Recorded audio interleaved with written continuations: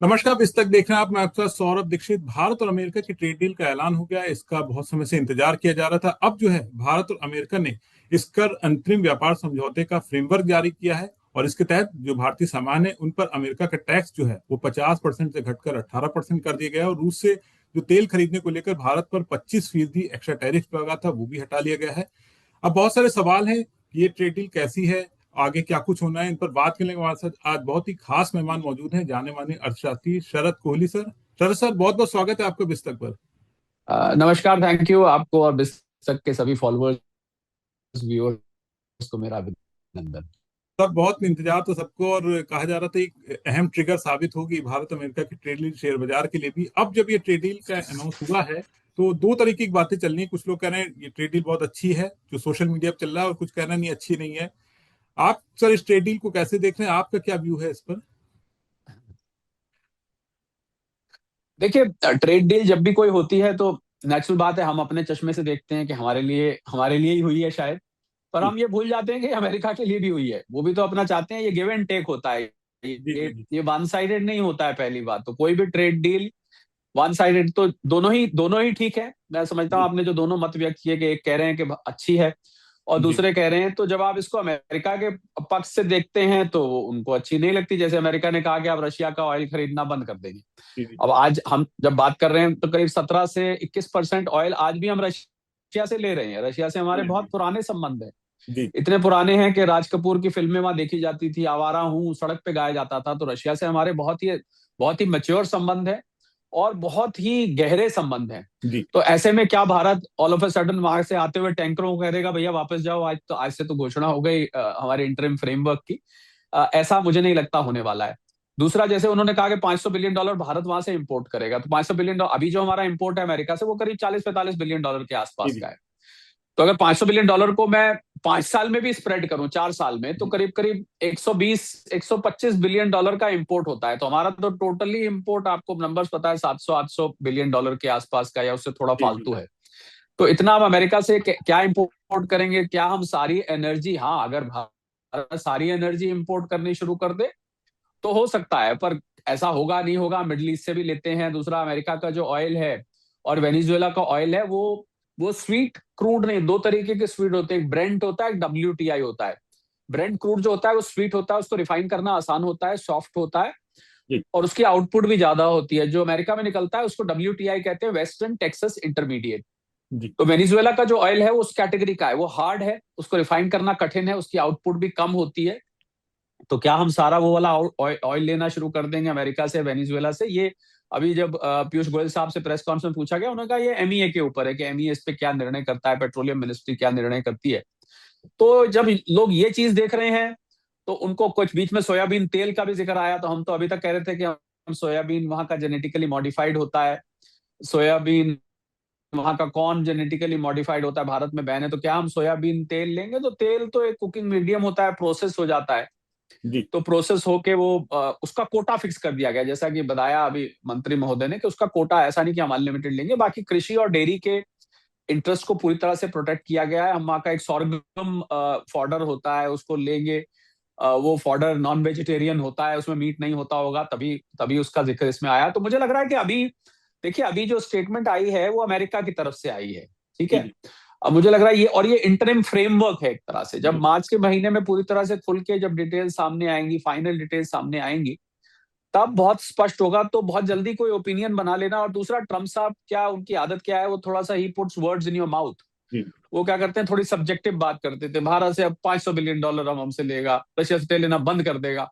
तो वो मोनोलेटरल स्टेटमेंट्स होती हैं, वन साइडेड स्टेटमेंट होती है। इस डील में मैं बताना चाहूंगा एक ये भी क्लॉज है जी जी सौरभ, कि अगर दोनों देशों को कोई चीज नहीं पसंद आती है तो उनके पास ये राइट रहेगा कि वो उसको ट्वीक कर सकते हैं, उसको बदल सकते हैं। तो हमें इसको, जब तक फाइनल अनाउंसमेंट नहीं होती, अमेरिका हमारे ऊपर थोपने की कोशिश कर रहा है। जो लोग कह रहे हैं कि अच्छी नहीं हुई, तो मुझे लग जी रहा है I think they are giving a premature opinion. उनको थोड़ा वेट करना चाहिए।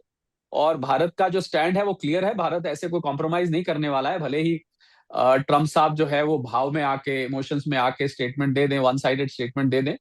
मुझे नहीं लगता कि अल्टीमेटली ये इस तरीके से होगा। बाकी अच्छी बात यह है कि 18% पे आ गया टैरिफ। आप देखिए, देखिए, जो लोग डील को खराब समझ रहे हैं, मैं कोई गवर्नमेंट का इसमें निष्पक्ष होकर बात कर रहा हूं। मैं स्वयं सौरभ पिछले कई महीनों में, जब से ये हुआ, अगस्त में हुआ, अप्रैल में अनाउंस हुआ रेसिप्रोकल टैरिफ पे, जब से इन्होंने रशिया ऑयल पे लगाया, बहुत महीने हो जी चुके हैं।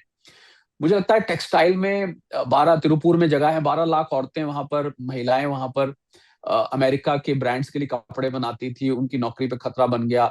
सूरत में जेम्स एंड ज्वेलरी से ना जाने हजारों के हिसाब से कारीगर जुड़े हुए थे, जिनके काम पर फर्क पड़ गया। इधर मरीन प्रोडक्ट्स में भारत की 7,000 किलोमीटर की कोस्ट लाइन है, वहां पर बहुत सारे मरीन प्रोडक्ट, सी फूड वहां जाता था, जी जी।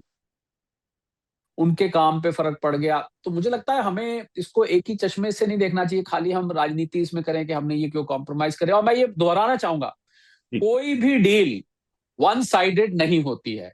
आपको कुछ ना कुछ कॉम्प्रोमाइज, अरे डील छोड़िए, शादी नहीं होती वन साइडेड। पति पत्नी का रिलेशन होता है, कुछ तुम मानो कुछ हम मानो, तब शादी चलती है। तो दो देशों के डील में, बीच में डील कैसे चल जाएगी वन साइडेड? कुछ ना कुछ आपको गिव एंड टेक करना पड़ेगा।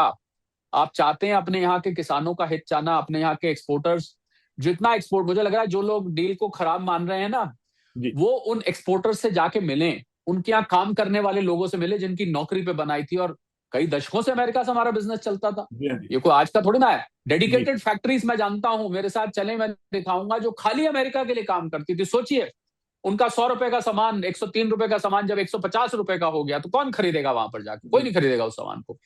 तो मुझे लगता है अब 118 पे आ गया। ये भी एक सवाल उठा रहे हैं कि भाई पहले तो हम 103% लगती थी पहले औसतन, जो इम्पोर्ट ड्यूटी थी, टैरिफ लगता था, कि 103 से 118 पे आ गए तो हम खुश हो रहे हैं। अरे भाई, अब तो उनका बेंचमार्क ही यही बन गया, 119%, 124%, 134%, 118%। वहां तो बेंचमार्क ही बन गया, वहां 0% तो कुछ भी नहीं है। जी हाँ। और मैं ये भी बताना चाहूंगा, भारत का सारा सामान 18% पे नहीं जाएगा वहां पर। भारत का टोटल एक्सपोर्ट जो अमेरिका को हो रहा था, वो करीब 80-85 बिलियन डॉलर का था। जी उसमें से आधा सामान तो हमारा वहां 0 पर जाएगा इस डील के बाद। ये आई थिंक बहुत सारे लोग इस बात को मिस कर रहे हैं हाँ, ये कि नहीं सारा पता था। अस्सी जी पचासी बिलियन डॉलर हमारा 18% पे जाएगा, ऐसा नहीं है। जी 50% सामान हमारा 0, क्योंकि बहुत सारे लोग, गौरव क्या हो रहा था, इसको यूरोपियन डील से, यूरोपियन यूनियन से हुई थी, यूके से, ऑस्ट्रेलिया से, न्यूजीलैंड से, यूएई से, जो हमारी पीछे डील्स हुई हैं, एफटीए हुआ है जो, जी। या कॉम्प्रिहेंसिव इकोनॉमिक पार्टनरशिप एग्रीमेंट, जो भी आप उसको नाम दे, जो हुआ है मिडिल ईस्ट में उसको सीईपीए कहते हैं। तो उसमें बहुत सारा सामान 0% पे था। तो वो ये कह रहे हैं कि साहब बाकी बाकी तो हमने 0% पे, 90% सामान हमारा 0% पे जाता था। ये अमेरिका के साथ डील में 18% पे जाता। तो ऐसा नहीं है। I think little knowledge is a dangerous thing. आधा सामान हमारा अमेरिका में भी 0% पे जाएगा। बाकी का कुछ सामान है जिसपे अमेरिका की कोई नेशनल पॉलिसीज हैं, इकोनॉमिक सिक्योरिटी है, उनकी नेशनल सिक्योरिटी वगैरह वगैरह, जहां पर 18%, और वो 18% भी हमारे लिए बुरा नहीं है। जी क्योंकि 0 बाकी देशों पे, वियतनाम, बांग्लादेश को, इंडोनेशिया को आप देखें, चाइना को देखें, छोड़िए सबको, चौंतीस जी। परसेंट है चाइना पे अभी भी। 100 रुपए की चीज यहाँ से 134 रुपए की पहुंचेगी, हमारी 118 की पहुंचेगी, तो हमें कॉम्पिटिटिव एज मिलेगा। मुझे लगता है भारतीय एक्सपोर्टर्स को क्वालिटी पे अगर, और अपनी कॉस्ट कम करने पे अगर ध्यान देंगे, they can make very good. अब पूरी दुनिया हमारे लिए खुली है। मदर ऑफ ऑल डील्स आई थी, फादर ऑफ डील भी आ गई, ऑल डील्स भी आ गई। इधर ऑस्ट्रेलिया, न्यूजीलैंड, यूएई पहले ही आपके लिए खुल चुका है। बाकी देशों में हम पहले ही सामान भेजते हैं। कुछ एक देश रह गए हैं अब जहां पर हाई टैरिफ है। जी। ज्यादातर देशों में आई think this is the best time ever for exporters. जो लोग बाहर जाके माल अपना बेचना चाहते हैं, उनके लिए इससे बढ़िया मौका नहीं है, सौरभ। आपने बहुत इंपॉर्टेंट बात है कि सारा सामान जो है वो 18% के उस पर नहीं जाएगा, काफी तो 0 पे भी जाएगा, जो काफी लोग मिस कर गए। और जो आपने सूरत में फैक्ट्री है, वो बाकी बातें कही, वो तो वीडियो भी आए थे जब टैरिफ बढ़ा था अमेरिका से, कि कैसे मतलब लोगों के रोजगार पर असर पड़ा है, बहुत जी। चोट पहुंची थी। ये आपने बहुत इंपॉर्टेंट बात है सर। ये जानना चाहेंगे, जो अंतरिम ट्रेड डील है, इससे भारत की अर्थव्यवस्था को शॉर्ट टर्म में देखें और लॉन्ग टर्म में देखें तो कितना फायदा होगा, क्या लग रहा है सर? बहुत फायदा होगा। देखिए, अमेरिका दुनिया की सबसे पुरानी डेमोक्रेसी और सबसे बड़ी अर्थव्यवस्था है। बहुत बड़ी मार्केट है, 35 करोड़ की आबादी, छोटी, और ये वो आबादी है जो कि बहुत प्रॉस्परस है, जो कि जी गरीबी है अमेरिका में, ऐसा नहीं है कि नहीं है, पर ज्यादातर नहीं है गरीबी, बहुत डेवलप्ड है। ये बात और है, अमेरिका में मैक्रो लेवल पे उस पर कर्ज 39 ट्रिलियन डॉलर का चढ़ गया, वो एक अलग बात है। पर अमेरिकी जनता अभी इतनी गरीब नहीं हुई है। तो इतनी आपको प्रॉस्परस मार्केट जब मिलती है वहां पर जाके भारतीय एक्सपोर्टर्स को, और मैं बताऊं कि भारत में अमेरिका के सामान को बहुत पसंद किया जाता है। अगर क्वालिटी और कॉस्ट अच्छी है, तो कॉस्ट भी नहीं इतना देखते वो लोग, क्वालिटी देखते हैं। अगर क्वालिटी अच्छी है, मैं बहुत सारे मुझे सारा अमेरिका ट्रैवल करने का अपने करियर में बहुत बार मौका मिला है, और मैंने देखा कि वो लोग कीमत की परवाह नहीं करते। अगर उनको क्वालिटी मिल रही है, जो चीज मिल रही है, तो मुझे इससे अच्छा मौका नहीं है। और शॉर्ट टर्म में अर्थव्यवस्था को, जो शॉर्ट टर्म में तो यह है कि जो रुका हुआ एक्सपोर्ट्स था, जो जी प्रभावित हो गया था, वो एकदम से उसमें जान आ जाएगी, वापस माल जाना शुरू हो जाएगा, नंबर वन। लॉन्ग टर्म में आई think this will be an employment generator. मुझे लगता है अभी जो हमारा एक्सपोर्ट का लेवल है $850 बिलियन, $870 बिलियन के आसपास का है, this has potential to go up to $1.5 trillion, ये लॉन्ग टर्म में। और अगर एक्सपोर्ट बढ़ते हैं यहाँ पर, तो उससे नौकरियां बढ़ती हैं, नई फैक्ट्रीज लगती हैं, जीडीपी को रफ्तार मिलती है, टैक्स कलेक्शन बढ़ती है, और सबसे बड़ी बात, भारत में इन्वेस्टमेंट आएगा अमेरिका से, जो कि बहुत सारे निवेशक। आपने एक चीज नोट करनी करी, आपका चैनल तो स्टॉक मार्केट को, आपके कॉलीग हैं रजत, बहुत फॉलो करते हैं, जी जी। कि जब से डील हुई है तो एफआईआईज और एफपीआईज जो स्टॉक मार्केट में लगातार सेल कर रहे थे, उन्होंने दिवाली की सेल या रक्षाबंधन की जो सेल होती है, वो सेल लगा रखी थी बिल्कुल। बहुत ठीक है, तेजी से बिकवा लेकर आपने जी। देखा कि थोड़ा थोड़ा थोड़ा वहां पर उन्होंने पलटी मारना शुरू किया है। ऐसा जी नहीं कहता बम्पर, पर कहीं कहीं उनमें तो नेचुरली, जब when you are not, I am sorry using the word, blacklisted country from the point of view of America के 50% आपके ऊपर टैरिफ है, तो नेचुरली निवेशक जो अमेरिका के, भाई सरकार की पॉलिसी अमेरिका के लिए फ्रेंडली है, तो अब हम वहां जाके निवेश कर सकते हैं। जी। So I think you will see that change, यहाँ पर एफडीआई आना बढ़ जाएगा, यहाँ पर जो हमारे स्ट्रेटेजिक अरेंजमेंट्स हैं, टाई अप्स हैं, वो बढ़ जाएंगे, इंडो यूएस जॉइंट वेंचर्स आपको बढ़ते हुए दिखेंगे, और इस सबका फायदा अर्थव्यवस्था को पहुंचता है, और अगर अर्थव्यवस्था को पहुंचता है, तो अर्थव्यवस्था हमें और आपको मिला के ही तो बनती है। So I think common man, some people will benefit directly, exporters को सीधा फायदा होगा, अगर मैं आपकी बात का बिल्कुल देसी भाषा में जवाब दूं, जी जी। एक्सपोर्टर्स को सीधा फायदा होगा। अगर ऑर्डर मिल जाता है कल को किसी को, तो उसके लिए बहुत बढ़िया हो गया। और जो नॉन एक्सपोर्टर्स हैं, एमएसएमईज हैं, छोटी बड़ी इंडस्ट्रीज हैं, ट्रेडर्स हैं, उनको इनडायरेक्टली फायदा होना। आखिर एक्सपोर्टर भी तो सारा माल खुद बनवाते हैं, तो कहीं से कच्चा माल लेंगे, कहीं से रॉ मटेरियल लेंगे, किसी एजेंट को उठाएंगे, किसी को उठाएंगे, तो I think indirectly it will start impacting over a period of time in long run, overall economy as well. Sir क्या ये जो सौरभ, डील हुई है इससे क्या ट्रेड डेफिसिट जो है इंडिया का, उसको कम करने में मदद मिलेगी, या फिर जो आयात जो इंपोर्ट बढ़ेगा उससे जो है दबाव एक बढ़ सकता है?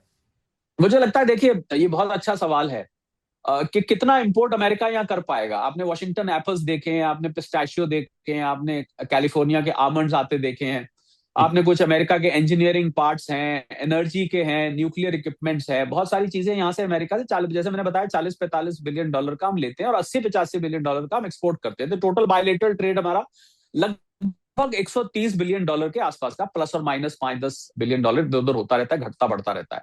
तो जी। अब ट्रेड डेफिसिट, हमारा ट्रेड सरप्लस है अमेरिका से, इसी को लेके तो ट्रम्प साहब से सारी बातचीत शुरू हुई है, जी हाँ कि जी। भाई हम मंगाते ज्यादा हैं, हमारा सामान कम लिया जाता है। पर यहाँ पर दिक्कत क्या है, कि अगर मेरे सामने हिमाचल का एप्पल पड़ा हुआ है, वो मुझे अगर 200-150 रुपए किलो मिल रहा है, जी और मेरे सामने वॉशिंगटन एप्पल पड़ा है जो कि मुझे 300 रुपए किलो मिल रहा है, तो दो तरीके के कस्टमर हैं। एक तो जो प्रॉस्परस क्लास है, जो भारत में बहुत कम है, ठीक है, जी। वो जाके वॉशिंगटन एप्पल खरीदता है, जो ब्राइट रेड कलर का होता है, शाइन होता है, वो जाके वॉशिंगटन एप्पल ले लेगा।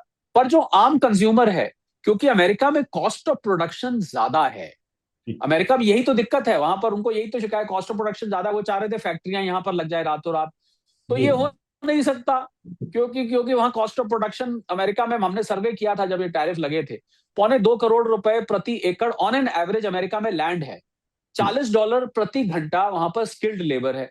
अब आप ऐसे में, अगर खाली मैं मोबाइल फोन, आईफोन का एग्जांपल लेता हूं, जो यहाँ पर आपको 70-80-90 हजार रुपए का या 1 लाख का मिलता है, वो अमेरिका में उस कॉस्ट पे अगर बनाया जाए, तो वो सीधा 2,500-3 हजार डॉलर का, 2,500-3 हजार डॉलर का हो जाता है।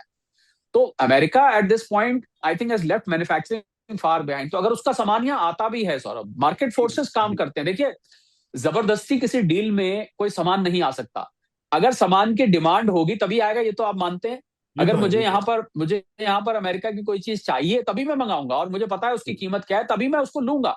You can not force, no deal can force any goods on any importer. So the cost of production in America is high. तो मुझे लगता है ट्रम्प साहब ने भाव में आगे कह दिया कि $500 बिलियन का हम यहाँ सामान भेजेंगे, पर उसकी कॉस्ट ऑफ प्रोडक्शन को देखते हुए we will only take as much as we need, जी and we will only take at the price we need. ये दो फैक्टर्स काम करेंगे जो लोग भूल रहे हैं। जी। तो ऐसे नहीं हो सकता कि अमेरिका से यहाँ बाढ़ आ जाएगी सामान की। हाँ, सस्ता सामान कोई ऐसा हुआ, बहुत बढ़िया क्वालिटी हुआ जो लोगों को, पर भारत में जो कंजम्पशन पैटर्न है ना, यहाँ पर जी 90% लोग, सौरभ, 25,000 रुपए महीने से कम कमाते हैं। ऐसे में कितने लोग वॉशिंगटन एप्पल खरीद सकते हैं? आप मुझे जवाब दीजिए, क्या आप 300 रुपए 400 रुपए किलो का, 250 300 रुपए किलो का एप्पल खरीद सकते हैं सर्दियों गर्मियों में तो छोड़ो, सर्दियों में भी नहीं खरीद पाते हैं। तो आई थिंक हमारी मार्केट खुद ही, मार्केट फोर्सेस उसमें काम करेंगे ट्रेड डेफिसिट को और सरप्लस को डिफाइन। अब इसकी दूसरी पहलू लीजिए, जब भारतीय एक्सपोर्टर एक्सपोर्ट करेंगे तो हमारा सामान वियतनाम, इंडोनेशिया, बांग्लादेश से सस्ता हो जाएगा, चाइना से तो बहुत सस्ता हो जाएगा, चाइना के ऊपर 34% है। तो मुझे लग रहा है इस डील से, थोड़ी सी दबी आवाज में कह देते हैं, कोई अमेरिकन वो सुन ना रहा हो, कि इस डील से हमें ज्यादा फायदा होने वाला है। धीमी आवाज में बोल देता हूँ, कहीं उन्होंने सुन लिया तो उनको बुरा ना लग जाए। ये as an economist I can tell you Saurabh, we are going to benefit from this deal far more than. और जो अब ये भी मैं आपको कह दूं, ट्रम्प साहब, मुझे नहीं लगता ट्रम्प साहब आपको और हमको सुनते होंगे, कि ये ट्रेड सरप्लस बढ़ने वाला है, ये ट्रेड सरप्लस घटेगा नहीं।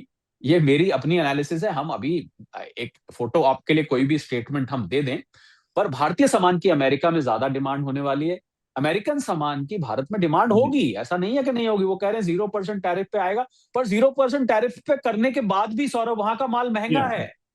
Please try and understand this, American cost of production is very high. Trump साहब वांट्स, देखिए किस देश का राष्ट्राध्यक्ष नहीं चाहेगा कि मेरे यहाँ का सामान दूसरी जगह बिके, पर वो कॉस्ट अब कम नहीं कर सकते हैं, वो कॉस्ट उनकी अब इतनी बढ़ चुकी है।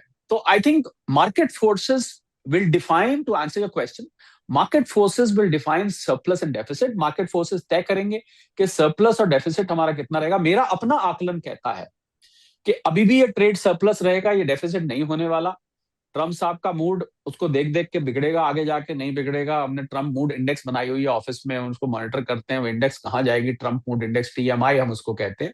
क्योंकि सरप्लस जब बढ़ेगा या उनका डेफिसिट जब बढ़ेगा, तो नेचुरली उनको फिर वही बेचैनी होगी जो होती है। पर what he will have to understand is कि डिमांड और सप्लाई, प्राइस, क्वालिटी, ये तीन चीजें तय करेंगी कि कौन अमेरिका से माल भारत से ज्यादा लेगा या भारत अमेरिका से ज्यादा लेगा। मुझे ऐसा लगता है कि भारत का अभी भी ट्रेड सरप्लस बना रहेगा, डेफिसिट थोड़ा बहुत कम हो सकता है, पर भारतीय सामान की डिमांड वहां पर कम होने वाली नहीं है, ये मुझे पक्का यकीन है। डिमांड सप्लाई का गेम है। और शरद सर, जो आपने एग्जांपल से समझाया, और ये बात काफी लोग मिस कर रहे हैं, तभी शायद कंफ्यूजन भी बहुत बना हुआ है, कि बहुत अच्छे तरीके से आपने समझाया और शायद सबको समझ में आया होगा कि ट्रेड डील भारत के लिए कितनी इंपॉर्टेंट है। सर, एक जो बात आ रही है, जो ट्रेड डील है, MSME की बात करें या छोटे जो एक्सपोर्टर्स हैं उनकी बात करें, तो ये ट्रेड डील जमीन पर कितनी फायदेमंद होगी उनके लिए? मुझे लगता है उन एक्सपोर्टर्स को क्या करना चाहिए, उनके लिए फायदेमंद होगी वो तो जब होगी ना, जब वो उनको ऑर्डर्स मिलेंगे वहां से। तो मैं सीधा उस पर आता हूँ ना, वो ये पूछेंगे ऑर्डर कैसे मिलेंगे। जैसे हम कह देंगे आप ऑर्डर लीजिए, वो कहेंगे कह दिया आपने, बस आपके कहने से ऑर्डर आ गए।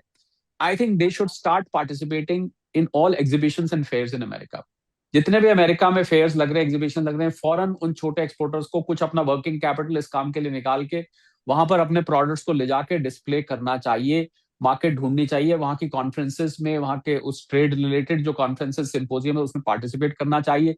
आपको ऑनलाइन इसकी इंक्वायरीज अटेंड करनी चाहिए, अपनी प्रोडक्ट को वहां पर लोकल मार्केट में ऑनलाइन पुश करना चाहिए, बड़े बड़े इंपोर्टर्स जो अमेरिका में, उनसे बात करनी चाहिए। ये रातों रात नहीं हो सकता कि आज ये हुआ, कल मैं ऑर्डर लिया, परसों मेरी शिपमेंट यहाँ से चल दी। ये बहुत टाइम कंज्यूमिंग प्रोसेस होता है। मैं एक्सपोर्ट इंडस्ट्री से बहुत वर्षों से जुड़ा हुआ हूँ। एक महीने में आप सामान वहां पार्टिसिपेट करते हैं, दूसरे महीने में कहीं से रिस्पॉन्स आता है, तीसरे महीने में आपसे सैंपल मंगाया जाता है, चौथे महीने में आपकी प्राइस की नेगोशिएशन करी जाती है, पांचवें महीने में आपको क्वालिटी बताई जाती है कि हमें तो ये क्वालिटी चाहिए। तब कहीं 2 4 6 महीने में जाके ऑर्डर्स आने शुरू होते हैं। फिर वो धीरे धीरे ऑर्डर्स वहां पहुंचने में लग जाता है समय। अगर आप शिप से भेज रहे हैं तो उसमें 10 15 दिन लग जाते हैं। तो फिर वहां जाके कंज्यूम होता है, फिर वर्ड ऑफ माउथ से आपकी बात फैलती है कि ये ऑर्डर, फिर आपके पास दूसरा ऑर्डर आता है। तो I think this is a process where exporters should start working now.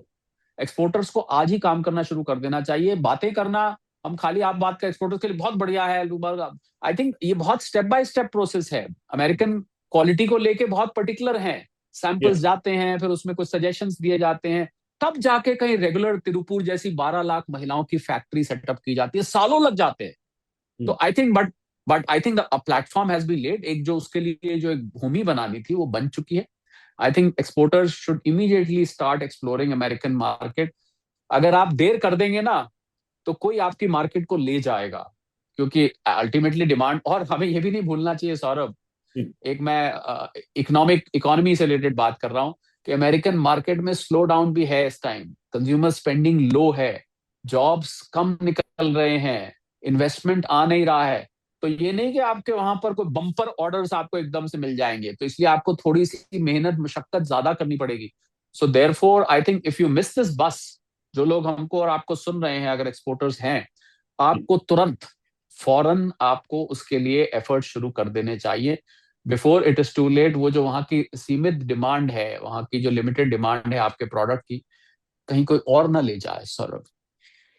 तो सर बस एक दो इम्पोर्टेंट क्वेश्चन और है, मैं फटाफट से आपसे पूछ लेता हूँ। एक जो क्वेश्चन बहुत आ रहा था कि कृषि और डेयरी सेक्टर पर इसको सुरक्षित रखने का दावा किया जा रहा है, लेकिन इस पर काफी सारे सवाल हैं कि क्या लग रहा है कि फ्यूचर में इस पर कोई दबाव बढ़ सकता है ट्रेड डील से?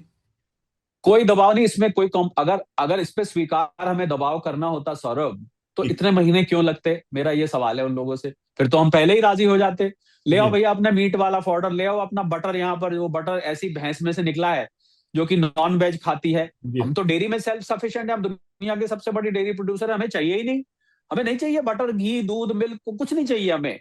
हम वी आर सेल्फ सफिशिएंट। और कृषि कृषि भारत जैसी कृषि आधारित अर्थव्यवस्था, जहाँ 50 से 60% यहाँ की जनता कृषि पर प्रत्यक्ष या अप्रत्यक्ष, डायरेक्ट या इनडायरेक्ट तौर पे they are dependent on that.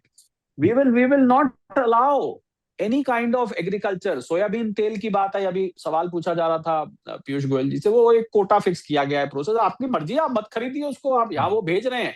अब देखिए मैं एक सिचुएशन लेता हूँ, जो मैंने कहा था वो दोहराता हूँ। जी। मान लीजिए वहां से कोई प्रोडक्ट सोयाबीन तेल हमने एक कोटा अलाउ किया, वहां से आ गया, और वो आपका मान लीजिए 300-200 रुपए लीटर भारत का बिकता है, वहां से आ रहा है 300 रुपए लीटर। जी। उसपे मान लीजिए रेड डॉट लगा हुआ है, जो जो FSSAI की गाइडलाइंस है उसके हिसाब से चलेंगे ना, green dot red dot G. लगता है जी। जो वेजिटेरियन, और उसमें मान लीजिए रेड डॉट लगा है, तो आपकी चॉइस है, आप अगर नॉन वेजिटेरियन है तो ले लीजिए, वेजिटेरियन आपको प्राइस प्राइस। मुझे लग रहा है कि भारत में मास कंजम्पशन जो है वो मिडिल और लोअर इनकम ग्रुप करता है।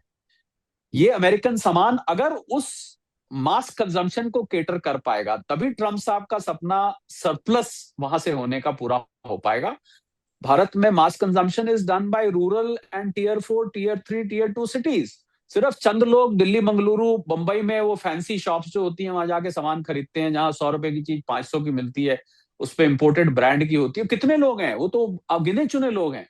सो आई पर्टिकुलरली फील कि कृषि और dairy is a big no, और यहाँ पर भारत बिल्कुल रेड लाइन बना चुका है, वो रेड लाइन बनी रहेगी उस पर कहीं। हाँ पिस्ता, बादाम, ये चीजें तो पहले भी आती थी, आपको पिस्ताशियो के ऐड दिखते हैं, कैलिफोर्नियन आमंड्स के ऐड दिखते हैं, ये तो पहले भी आती थी, वॉशिंगटन एप्पल पहले भी आता था, इसको ये भी हालांकि कृषि में आता है एक प्रकार से। और जहां तक डेयरी की बात है, मुझे नहीं लगता कोई भी नॉन वेजिटेरियन यहाँ पर आपको डेयरी आता दिखेगा। हमें डेयरी वैसे भी नहीं चाहिए, नॉन वेज छोड़िए, वी आर सेल्फ सफिशिएंट, हमारे यहाँ दूध की कोई कमी नहीं है। हमारी जितनी कोऑपरेटिव्स हैं, गुजरात मिल्क मार्केटिंग फेडरेशन है, कोई कमी नहीं है, वी डोंट नीड, हमें किसी का दूध नहीं चाहिए। हमारे यहाँ गाय भैंसे पर्याप्त दूध देती हैं, घी बनता है, बटर बनता है, मलाई बनती है, रबड़ी बनती है, सब बनता है, हमें कुछ नहीं चाहिए। वो रेड लाइन बनी रहेगी।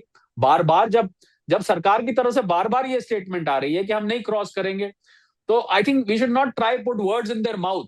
नहीं आप तो क्रॉस करेंगे, दबाव बनेगा, ये बनेगा, तो I think it is a figment of imagination sort. जी। तो सर बस एक आखिरी सवाल जानना चाहेंगे कि शेयर बाजार काफी डामाडोल था इंडिया का, और उसमें एक अहम ट्रिगर ये माना जा रहा था कि भारत अमेरिका ट्रेड डील हो जाए तो उसे एक बूस्ट मिल जाएगा। आपने एक बात कही थी कि जब ये ट्रेड डील की बात आई उसके बाद जो है जो विदेशी निवेशक तेजी से भारत की मार्केट से पैसा निकाल रहे थे, वो कहीं ना कहीं उसमें कुछ ना कुछ चेंजेस देखने को मिले, कहीं ना कहीं वो तेज बिकवाली कहीं ना कहीं थमती नजर आ रही। तो क्या लगा शेयर बाजार के लिए, क्या यहाँ से एक टर्निंग पॉइंट होगा जब ये मार्च में एकदम फाइनल हो जाएगी डील, सारी बातें सामने आ जाएंगी? Fingers crossed. आपके सवाल का जवाब मेरी इस इशारे में है। उम्मीद करते हैं कि ऐसा ही हो, क्योंकि आप असल में शेयर बाजार में प्रॉब्लम क्या है कि दो परस्पर विरोधी हवाएं चल रही हैं। एक तरफ अंतरराष्ट्रीय स्तर पर हवाएं चल रही हैं, जो कि कभी ईरान को लेकर टेंशन होती है, कभी कभी ये सारी टैरिफ की पॉलिसी, कभी overall slow down, developed world में स्लो डाउन की बात होती है, उसको लेके जियोपॉलिटिकल टेंशन बढ़ जाती हैं, कभी रशिया यूक्रेन की, कभी कुछ। तो वो हवा हमारे विपरीत चलती है एंड ओवरराइडिंग हो जाती है। आपको सुबह गिफ्ट निफ्टी नेगेटिव में खुलकर दिखता है, हमारे यहाँ की स्टोरी अब इंटैक्ट है, हमारी ग्रोथ 7-7.5% है, सारे हमारे इकोनॉमिक पैरामीटर्स अच्छे हैं।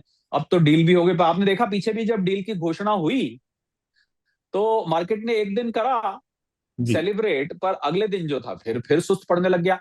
तो हाँ ये बोलिए। जो दो ऑपोजिट विंड ब्लो कर रही है इस समय मार्केट में, हमने एनालिसिस किया कि दो ऑपोजिट विंड्स ब्लो करती हैं।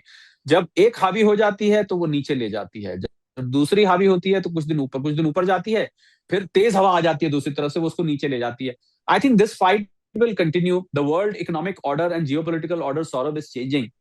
And I think in this changing world, हमको बहुत, मुझे लग रहा है 2026 का जो बाकी का टाइम बचा है, as a stock analyst I can tell you ji that बहुत ही ज्यादा वॉलेटाइल मार्केट रहेगी। ठीक उसी तरह वॉलेटाइल जैसे आपको सोना चांदी पिछले कुछ दिनों से वॉलेटाइल देख रहा है, बॉल की तरह उछल रहा है, ऊपर नीचे ऊपर नीचे ऊपर नीचे। आई think market will also remain the same because these two winds will continue, एक अपनी तरफ खींचेगी एक अपनी तरफ खींचेगी, मार्केट बीच में पिसती रहेगी और जी। ये ऊपर नीचे जाती रहेगी। I think that is my analysis that 2026 is going to be very, very tumultuous for the markets, very volatile. So people who are into trading, वो लोग तो बहुत केयरफुल रहे, उनके उनकी उंगलियां जल सकती हैं। हाँ, जो लोग निवेशक हैं, लंबे वक्त के लिए निवेशक हैं, उनके लिए इतनी चिंता की बात नहीं है। They can always buy on dips, जब जब करेक्शन हो आप ले सकते हैं, but otherwise market is going to be very volatile. मैं ये कह दूंगा अगर सौरभ आपको, अब तो बस डील हो गई, अब तो बल्ले बल्ले है, सब मार्केट ऊपर जाएगी। I will not say anything which is unrealistic. जी। जाएगी मार्केट ऊपर, परंतु वो जो दूसरी हवा है वो खींचती रहेगी।